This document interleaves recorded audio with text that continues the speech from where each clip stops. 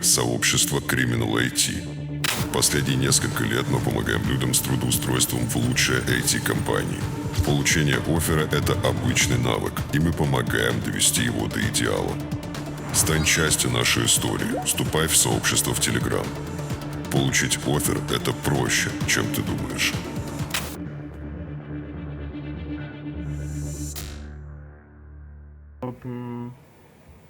Multi-threading server components and use asynchronous style which use log-free algorithms and log-free queues to send or receive some data from our backend.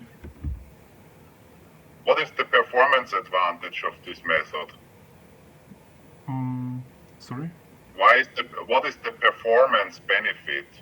So when you talked about logless asynchronous programming. What is the performance benefit of this? Can you explain why it can scale better and why it's faster? Sometimes, not always, but sometimes. Because we can't wait on some operation data and use it on multiple threads, and this is gives our application ability to catch the data and try to receive to another threads. But when we talk about performance, there can be three bottlenecks, right? It can be CPU, it can be network, and it can be I/O. Yeah. That's pretty much. So basically, when you have a log, the thread goes into a wait state. It doesn't consume CPU. Yeah, right. So why it's still? Where does the performance difference come from? Still. Okay. Why is the performance? Sorry. I mean, you said because you don't have to wait, but waiting itself is not a problem because when you wait, you're not consuming CPU. So where does the problem come from, actually?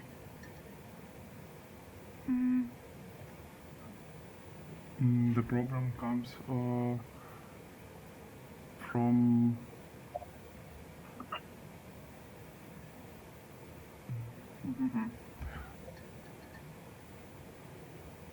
as you said,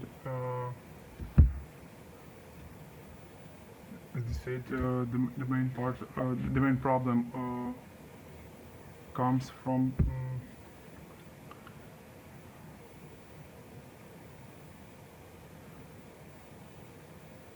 I don't understand what you mean exactly on where is. We're discussing performance. So we both agree that logless programming can have, not always, but it can have significant performance advantage.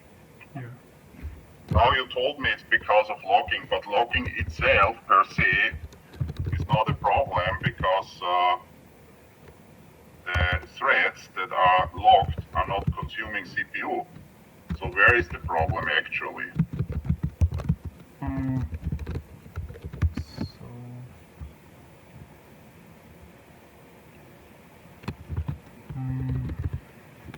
Where is the problem? Why the log can cause performance issues? In which situations it can cause performance issues and why? And in other words, why is it better for the thread to keep the data local, in particular if the thread is pinned to a core, than having a shared data structure in main memory?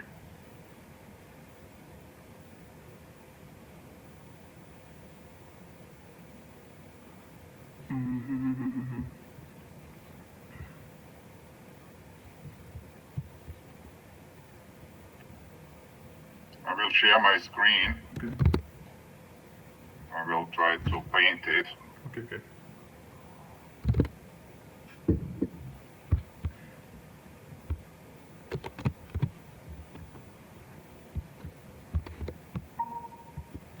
So in one case, we have thread A.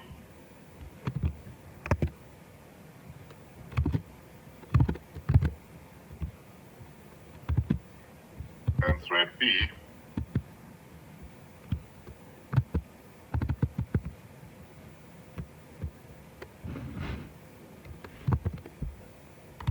So they need to access this data structure and they need to agree somehow on it. Okay. This is the standard model. Yeah. It's a locking model. So in the other model, essentially we have thread A and we have thread B.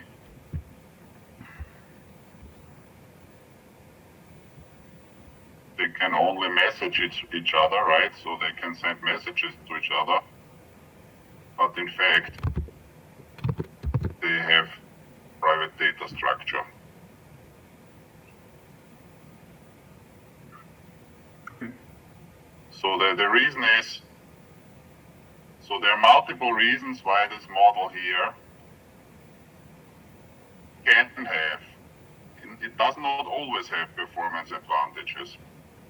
But what are the potential reasons why this model has performance advantages over this model? We can use the same data on each thread, and thread A can use private data structure from above, and thread B can use the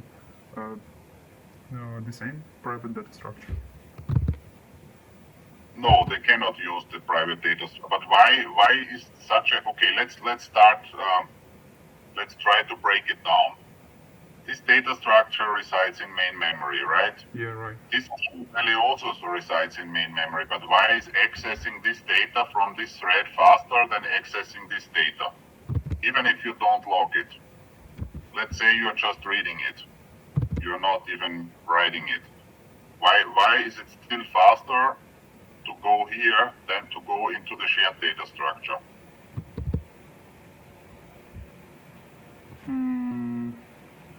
Even if you don't need a log. But some log-free algorithms don't use logs. They inherently avoided logs. No, let's forget about the logs in the first place. Let's say this is a read-only data structure. Then you don't need logs. So basically, why is it still faster, the second model, than the first one? Can be faster, not always. Can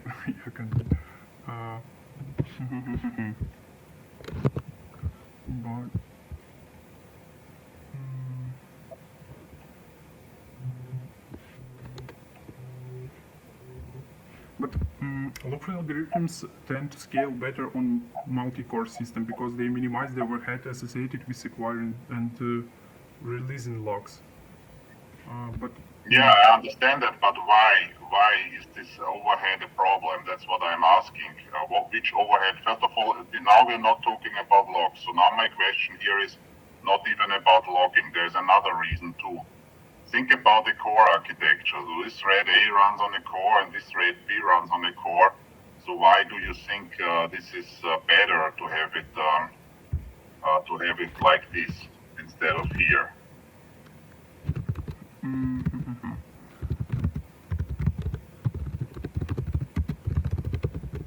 So the reason is factually that the private data structure, this thread runs on the core and the core has an L1, L2 and L3 cache. Yeah, right. And it's about 50 times faster than main memory.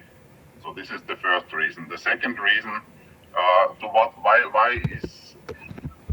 which effort does the log require, or what's the main problem with an operating system mutex? There is something that has to happen to the thread when it tries to acquire the log and it cannot. Yeah. What happens to this thread then? What's going on? They wait for. Wait. Before they wait, what's happening? Before they wait? Yeah, before they go into a wait state, something has to happen. They try to consume this data. Yeah, but I mean, technically, what happens? How is this? How is it possible that the gate go into a wait state? What is happening here? It's actually two things. So one thing is there is a context switch into the kernel, which costs money. Costs resources, and then the second. Okay. Did you mean? Second You mean? one is we have to. When we switch the thread, we have to save the whole context of the thread from the CPU, and we have to place another thread on the CPU, and this costs. This has cost. The switching itself has these costs, and these costs. The more you have to switch, the more these costs will become relevant. If you switch sometimes, it doesn't matter at all. It's a very small, maybe 1%. But if you switch permanently, the context switching itself increases so much that this consumes a lot of CPU. So that are the main problems. The third problem is a serialization problem. That means that, of course, you don't know what thread B is doing. So if thread B currently has a lock on this data structure and is actually waiting for I/O, not consuming CPU, you could end up in a situation where you artificially create an I/O-bound workload, and you have free CPU, and still you don't get performance. So this is another reason. But this is already up to the design of the program that could happen. It's a bit easier, or a bit. Can happen that if you have design mistakes, that you have a lot of wait states where actually no one consumes CPU. Okay, let's move on to the next thing. Did you ever work with DPDK, Data Plane Development Kit? Probably no. It's a set of libraries. Do you know what is a user space driver? Yeah. So DPDK are user space drivers for networking, and on top of it we have SPDK, which are user space drivers for storage, for NVMe storage, and they work with a memory that is called huge page memory. Do you know what is huge page memory? Yeah. Can you explain, or? The huge page memory is the memory of this is the memory coming from disk space when you need a lot of memory, and your application consume a lot of memory from your RAM. And we can access to the page per page memory from operating system runtime, as I understand.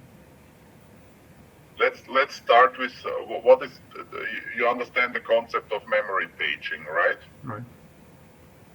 So what's the in one sentence? What's the concept of memory paging? We can, if we need a memory, we can try to talk operating system to give and a list of memory, and try to use this list of memory in our user space application. Mm-hmm.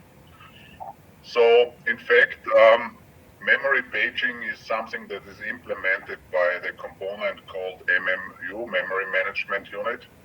It sits on the CPU, and it's essentially taking care between address translation between virtual and physically address space. So you know that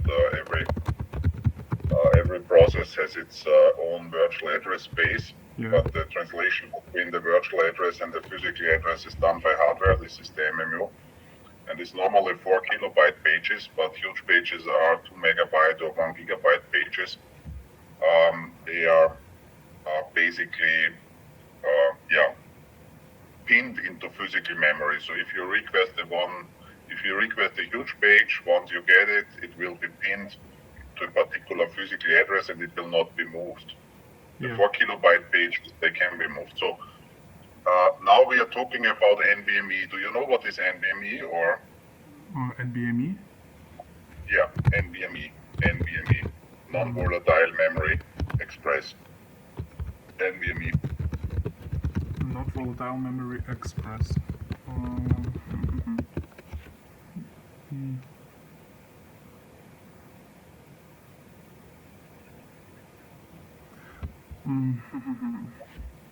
You mean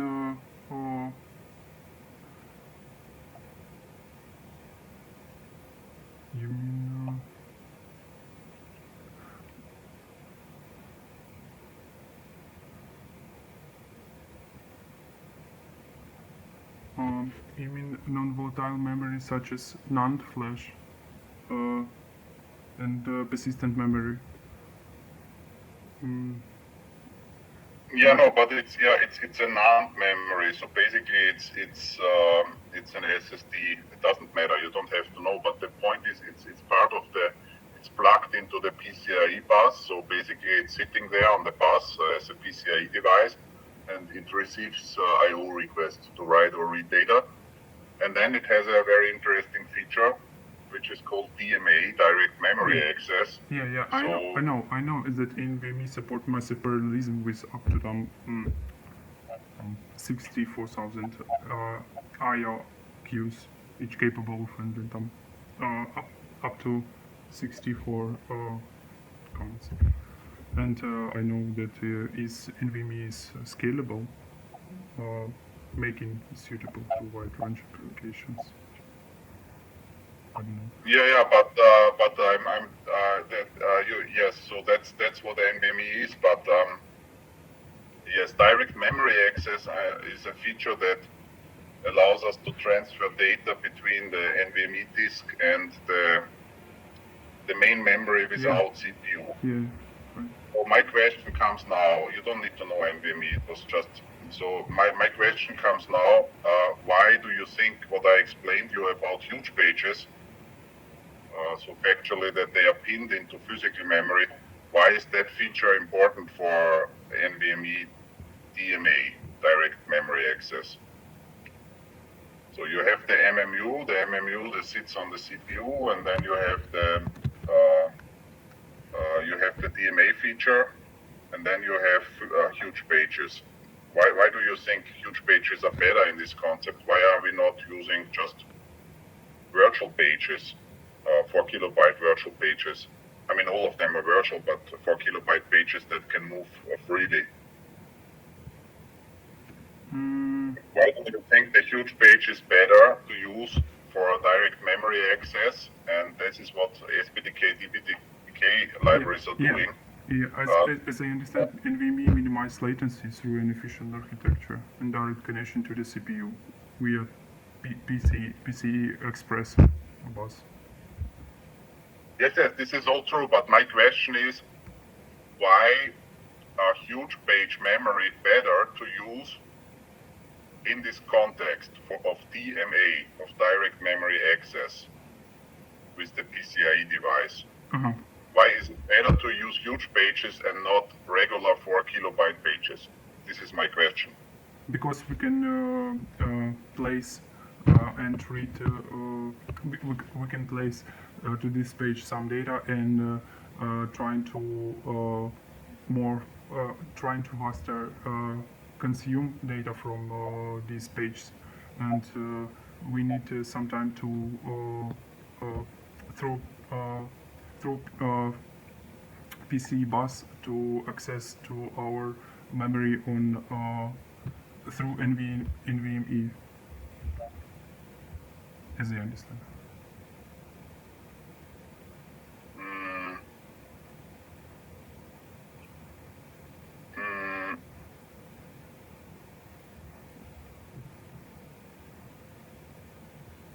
Well, yeah, not really.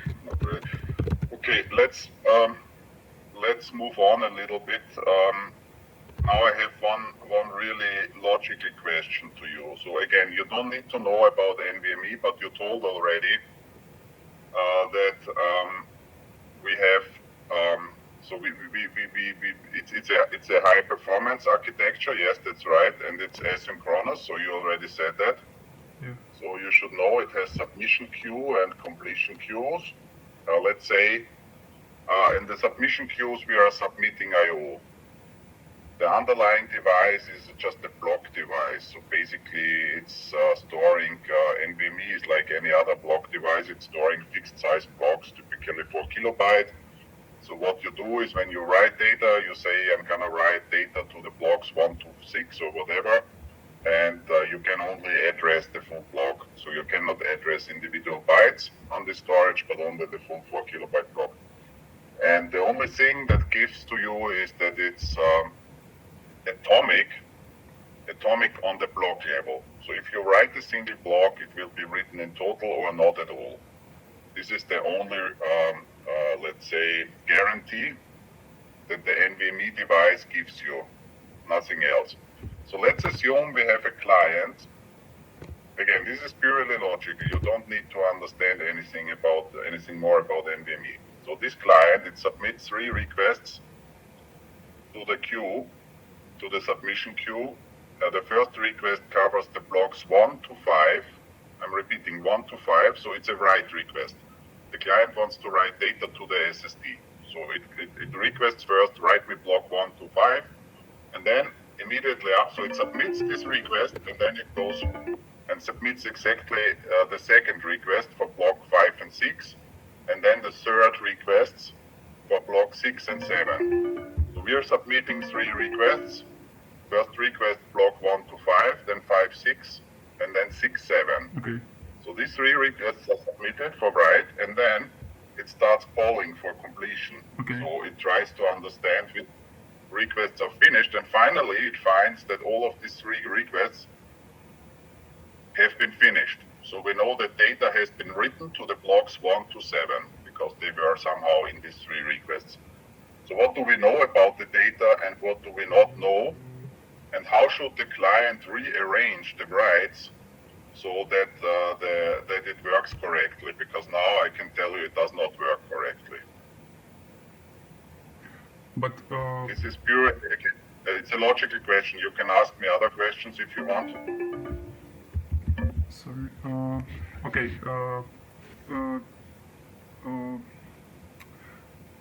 In these blocks from 1 to 5, when client send this data, we can try to consume this data and try to understand on some bits on this data which data can client write, or in which order, from 1 to 5 or 6 to 7 or 1 to 5? I mean, the order, you don't have any. Yeah, that's a good question. So we don't have any guarantee on order because this is asynchronous. You are submitting the requests. So basically, you don't know as a client in which order it will be written. This is the first problem, yes. So what does it mean?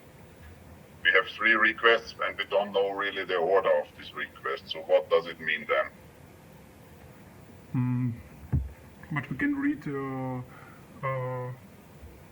this data from 5. No, we are not reading. At the moment we have 2 requests. We don't want to read. I want to write. So all I want to do is to write. As a client, I want to write some data and I want to know, because it's asynchronous, I want to know when these writes are completed. So I want to know when we are done with them, when we are finished. And this is what the completion queue tells me. The completion queue just says request 1 finished, request 2 finished, request 3 finished. Nothing more I get. So now what's the problem with this? We already established that the requests can be reordered. So think about the blocks 1 to 7. What do we know about the data now that is on these disks, and what do we not know?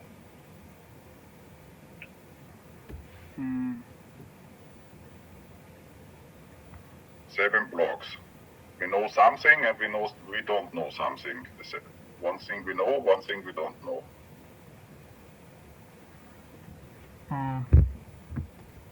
We don't know that this data on our disk, and we can manipulate this data.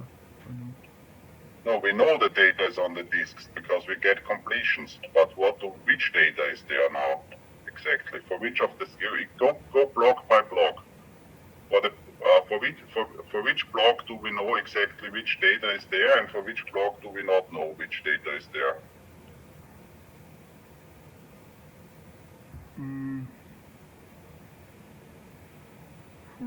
For each block we know the data.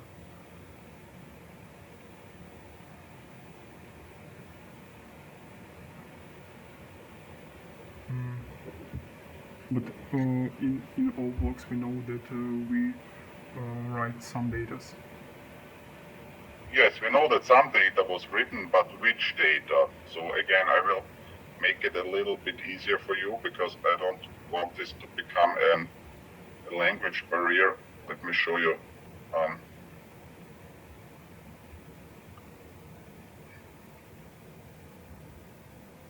So we have block 1,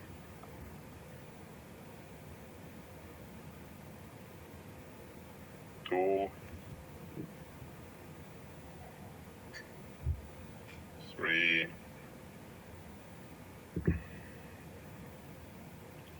4. Okay.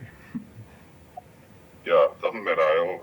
We have minutes. So basically, yeah, it's important because you need to understand how this data is arranged. So now we have 3 requests, right? What did I tell you about the requests? Which blocks are in the request 1? From 1 to 5? Yes, exactly. So, and what's in the request?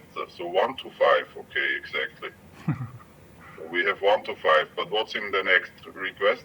In the next request is 5 and 6. Yes, exactly. So basically we have it like this, right? So basically we have blocks 1 to 5 and then 5 and 6. Yeah.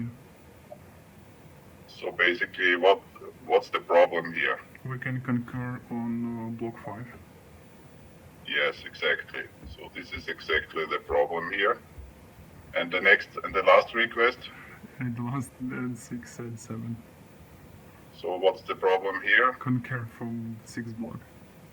Yeah, exactly. So these 2 blocks are a problem. So you know now what's on the blocks 1 to 4, and you know what's on block 6, 7, but you don't know what's on block 5 and 6. So that's the problem, correct? Yeah. So what could we do now from a client perspective to avoid this situation, but at the same time not to decrease the concurrency too much? I don't want to go in. Of course, you could tell me just send request 1, then 2, then 3, but that's not good because that's latency. Yeah, right. Latency. So basically, what should we do?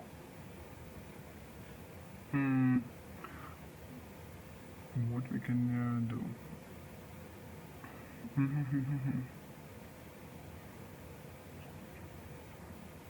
I mean, these requests are not arriving at exactly the same order time. Okay. So logically, so for example, request 1 could arrive, and then 1 millisecond later, request 2 arrives, but they are all submitted, and while they are processed, the new requests can arrive. So that's the situation.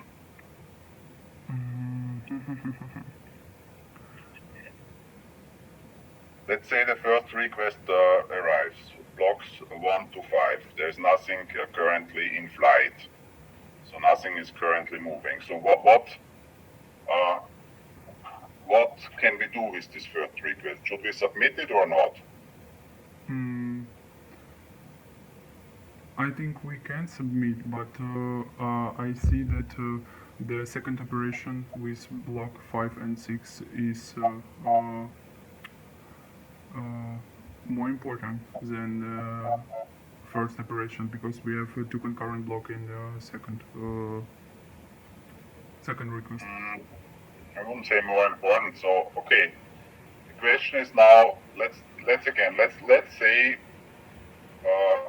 request 1 arrives first, 1 millisecond later request 2, and then 1 millisecond later request 3. So what should we do? How should we proceed? What should we submit when? How can we maybe rearrange the rights? Because I mean it's up to the client to rearrange the rights.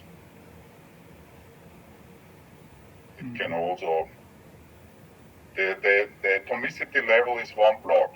That's what I told you. So one block is that phonic level. You can't split individual blocks, but you can split everything else.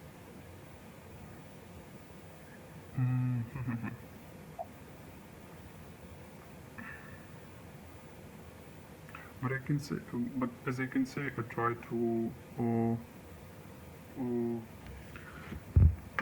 to use second operation on blocks with 5 and 6 and send these blocks firstly.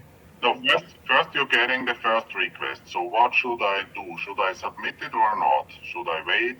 What should I do with it? I think we should wait for second operation and try to count concurrent blocks, and if we have operation with more concurrent blocks, Why would I wait? Why would I wait? because we need to try to count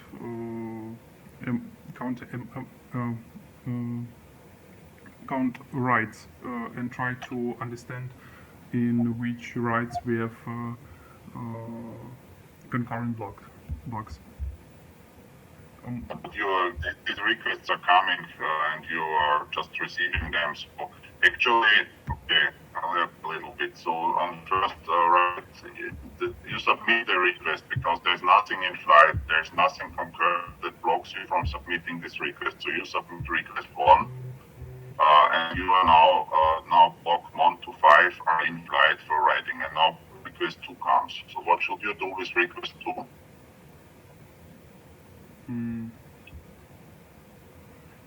Try to submit this request. No, because if you submit it, you have an overlap on block 5. So basically what you need to do, you need to break it down. You can submit block 6, but you can't submit block 5. Block 5 is serialized. And then on the third, so block 5 goes into a queue. So, and then when the third request arrives, what would you do there? Try to deserialize block 6. Yeah, and you do the same things. So basically you can write block 7, but block 6 has to wait in the queue. So until the block 6 is written, and then you have only 2 overlaps, and this is the best performance that you can get from such a situation to know what is there. Okay, good. Do you have any questions to me?